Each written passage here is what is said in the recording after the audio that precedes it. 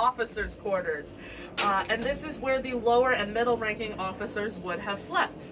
So we made a few accommodations to make it a little bit roomier. The first being that giant hole in the wall. We did that to make it easier for you guys to come on board. The men actually would have entered through one of 3 hatches located on top of the boat. None in this room. I'll point them out as we go along though. We've also lowered the floor so you guys have a little bit more headspace again. If you're taller than me, please watch your head. We also removed a row of bunk beds from this side. Would have been very similar to what you see over here. And then finally, our doorways are a lot more rectangular instead of round hatches like what you see in the front of the room. So if you take a peek through there, you are looking at the forward torpedo room. And that is where the lowest ranking enlisted men would have slept. And yes, they did sleep among the torpedoes. There were 35 beds on board for 59 men. Alright, so that math doesn't quite add up for everybody to sleep at the same time. So the men participated in something called hot bunking. This is where one man would be getting out of his hot, sweaty bed to go to his shift aboard the submarine, as another man would be getting off of his shift and hop into that now empty bed.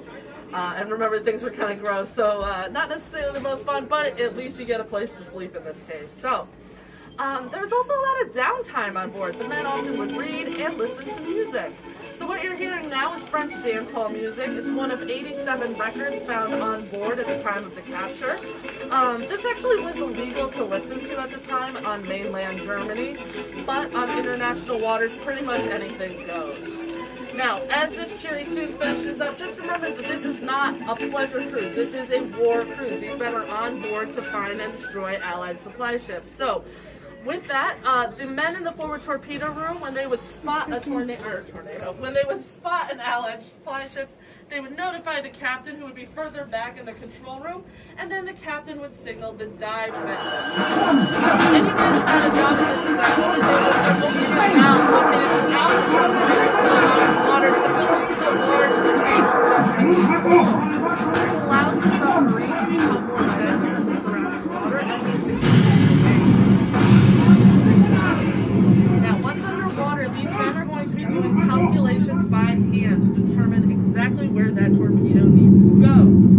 So, in a moment, the men in the forward torpedo room and the captain, they're going to start communicating their calculations to confirm for accuracy. Once the captain believes they're good to go, he's going to yell the word "Los," which in German is to indicate that they should fire the torpedo and hopefully hit their target. So let's go ahead and take a listen. Winkel 18, eingestellt. Steht. Schusswinkel 20, eingestellt. Lecker ist fertig.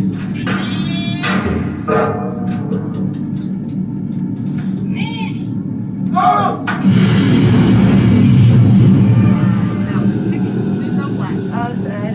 I'm trying to turn it off. Thank you. Okay, so the ticking sound you're hearing, that's a stopwatch, okay? They knew down to the second. But silence would mean a miss, and explosion means a hit, regardless.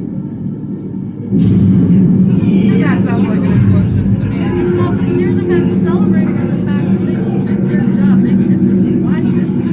However, even as they celebrated, they would have been very aware of the fact that something similar could happen to them.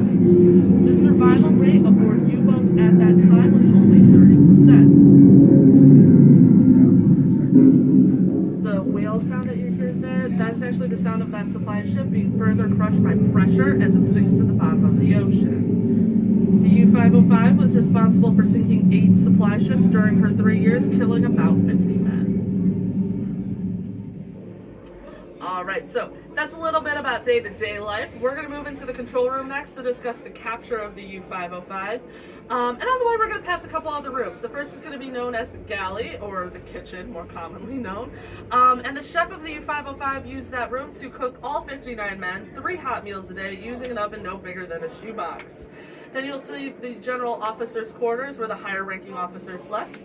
Then the sound and radio room, where intelligence documents, code books, and the Enigma machines were stored. And then finally, you'll see the captain's bunk. Captain Longo was 6'2", and the biggest perk he had there was the fact that he didn't have to share his bed with anybody. No hot bunking for him, because he's the highest-ranking individual on board. So with that, if you will please follow me up this side of the ramp, please do not step on the grate, and I will see you in the next set of rooms.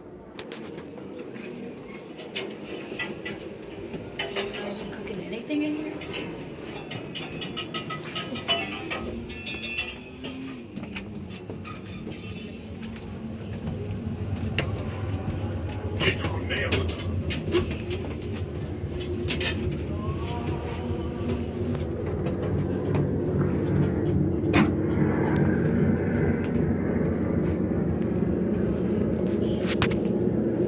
Again, the capture took place on June 4th, 1944.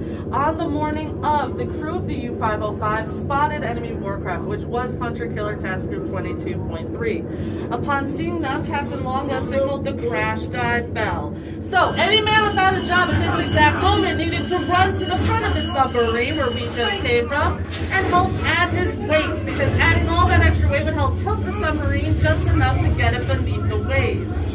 Right? They needed to get underwater as quickly as possible, and if done successfully, they could do this in 37 seconds. Now, once underwater, these men are going to enter what is known as stealth mode or silent running mode.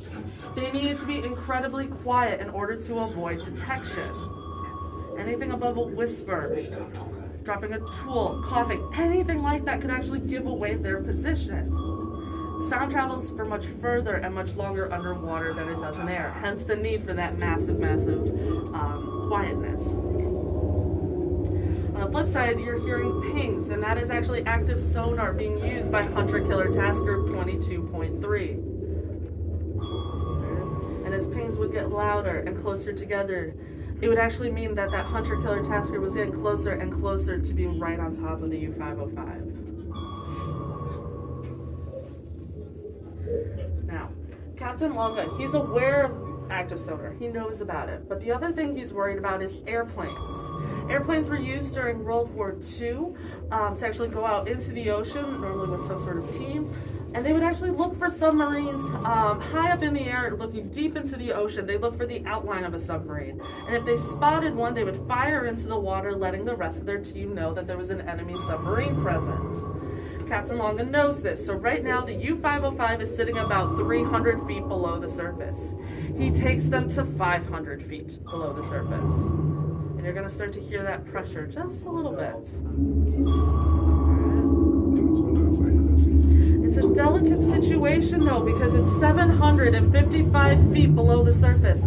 That is enough oceanic pressure to crush the submarine and kill everybody on board. Now, the other thing that these men are worried about are splashes. Splashes would indicate that depth charges had been released, or underwater explosives designed specifically to destroy U-boats. Kind of like that. There was nothing these men could do if they heard those. The U-505 is hit by depth charges, and their rudders are immediately jammed to the right, which sends them in a downward death spiral. Alright, Captain Longa has only seconds to make a decision. He can either save the lives of his men, or he can allow the boat to sink. He chooses to go against current German policy at that time and save the lives of his crew. So he orders that the U-505 immediately return to the surface. Alright, it takes a moment, but they do get up there. And when they get up there, they don't know who attacked them, and they don't really know what the situation is up there. So Captain Longa and two other sailors, they're going to go up this ladder, which leads to the conning tower. The conning tower is where all of the guns are on top of the boat. And they're going to do a bit of a recon in order to determine what's going on. Alright, very shortly after they get up there, Captain Daniel Gallery, he's going to hit them with 6 minutes of continuous uninterrupted gunfire. During that gunfire, Captain Longa is shot in the leg and injured. One of the sailors is shot and killed. He is the only person killed during this entire event. That second sailor gets orders from Captain Longa to abandon the boat as well as to scuttle it, which means to sink it on purpose. So, second sailor comes back down into the boat, gives these orders to the rest of the crew. And the way they are going to sink the boat is by opening what is known as a sea strainer. A sea strainer is a small hole in the bottom of a submarine. By removing the lid of a sea strainer, water is able to flood through a drain and fill up the submarine with water, eventually sinking it. So they set this in motion and abandon the boat. The American boarding party soon makes their way on board, and they're hit with about a foot of water inside and complete darkness. And fearing that the boat will either sink or explode at any moment, they run to the sound and radio rooms and gather hundreds of pounds of documents and the Enigma machines. And they remove those items as quickly as possible. Once they do that, one of the American sailors actually notices that the sea strainer has been undone, sees the lid nearby, and is able to pick it up and put it back on top of the sea strainer, which stops the flooding immediately. All right. Now the only real problem that remains is the fact that those rudders are still jammed, so they've been spinning in a circle this whole time. And we're going to pause the story there and continue it in the next set of rooms. So in just a moment, I am going to go on the left. If you will follow me on the right-hand side. And then before stepping into that...